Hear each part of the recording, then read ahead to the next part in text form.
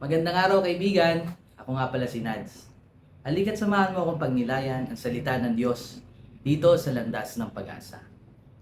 Kaibigan, naranasan mo na bang mawalan o manakawan?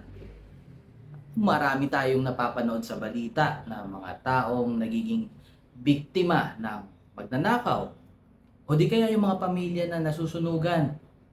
Ako po kapag nakakabalita ng mga ganyan, naiisip ko, ba yan? Kanilang pinaghirapan, pinag-ipunan, ipinundar, nawala sa isang iglap lang. Sa isang banda, kaibigan, pinapakita nito sa atin at klarong-klaro na anumang meron tayo ay maaring makuha sa atin o mawala. Kaya nga paalala ni Jesus sa ating pagbasa ay huwag lamang tayong mag-impok ng yaman sa lupa, kundi mag-impok ng yaman sa langit.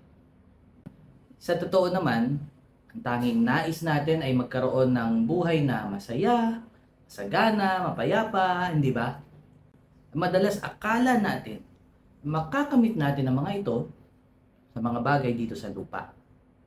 Walang masama sa pagpupundar, walang masama sa pag-iipon, walang masama sa pagkakaroon ng kayamanan. Ang sinasabi lamang ng Panginoon ay na kapag sa mga bagay sa lupa o sa daigdig na ito natin hahanapin yung mga yon, yung kaligayahan, kasaganahan, kapayapaan, ang mga yan ay mananakaw din at mawawala sa atin. At maiiwan tayong malungkot, kapos, at balisa. Kaya ang hamon sa atin ay magtuon ng lakas sa pag-iimpok sa mga bagay sa langit.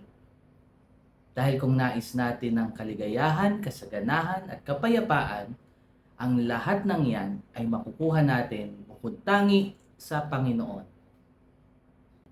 Ganito na lang. Pansinin niyo na lamang isang taong may ugnayan sa Panginoon. May relasyon siya sa Diyos. Mayroong kasaganahan, mayroong kaligayahan at kapayapaan kahit pasalat sa yaman sa lupa. Pansinin niyo naman yung isang taong walang Diyos sa kanyang buhay. Marami man siyang pag-aari ay may puwang at kawalan sa kanyang kalooban. Kaibigan, kung ikaw ay may ugnayan sa Panginoon at may Diyos ka sa buhay mo, pagkunan mo ng lakas ng loob at pag-asa ang pagbasa ngayong araw. Dahil nasa tama kang landas.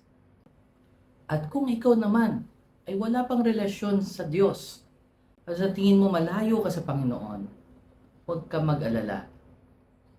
Bagkus tanawin mong isa itong tanda o senyales para simulan na ang iyong paglapit sa Panginoon. Hinihintay ka na niya na matagal na panahon. Dumulog ka kay Kristo, kaibigan. Tanggapin mo siya sa buhay mo ngayon. Humingi ka ng kapatawaran para sa iyong mga kamalian at hingin mo sa Kanya na maging tagapagligtas mo at manunubos.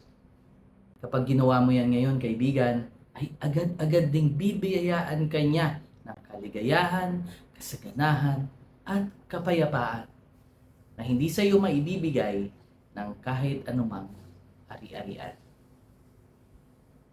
Kaibigan, kung na-bless ka ng maikling reflection na ito, paki-like at paki-share, maging boses ng pag-asa sa mas marami pang tao.